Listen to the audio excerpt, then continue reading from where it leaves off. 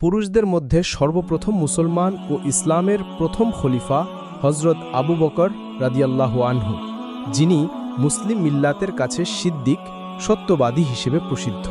কারণ তিনি সর্বদাই সত্য কথা বলতেন। সৎকাজের প্রতিযোগিতায় তিনি সকলের চাইতে অগ্রগামী ছিলেন।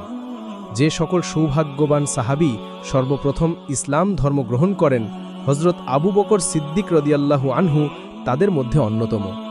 আবু বকর রাদিয়াল্লাহু আনহুয়ের ইসলাম গ্রহণ সম্পর্কে হুজুর সাল্লাল্লাহু আলাইহি ওয়াসাল্লাম নিজে বলেন, আমি যাকেই ইসলামের দাওয়াত দিয়েছি তার মধ্যেই এক প্রকার দ্বিধাদ্বন্দ্ব অবস্থা দেখতে পেয়েছি।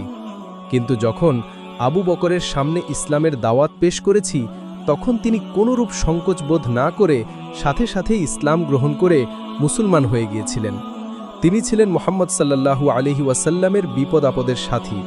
মোট কথা হল, বিশ্বনবী মুহাম্মদ সাল্লাল্লাহু আলাইহি ওয়াসাল্লামের পরে মানবজাতির মধ্যে আবু বকর সিদ্দিক রাদিয়াল্লাহু আনহু হল সর্বশ্রেষ্ঠ মহামানব।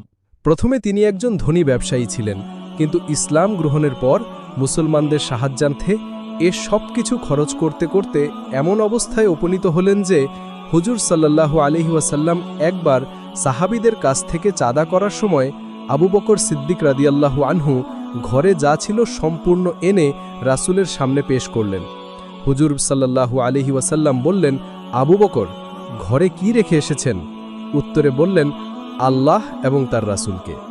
অর্থাৎ ঘরে যা ছিল তাই নিয়ে এসেছেন। ইসলামের জন্য আবু বকর রাদিয়াল্লাহু আনহু এর ত্যাগ তিতিক্ষা ছিল সীমাহীন। হুজুর সাল্লাল্লাহু আলাইহি ওয়াসাল্লাম বলেন, আমার উপর যার যত এহসান ছিল প্রত্যেকের প্রতিদানই আমি দিয়ে দিয়েছি, কিন্তু আবু বকর রাদিয়াল্লাহু আনহু এর প্রতিদান বাকি রয়ে গেছে। আল্লাহ তাআলা কিয়ামতের দিন নিজ হাতে আমার আবু বকরের প্রতিদান দান করবেন।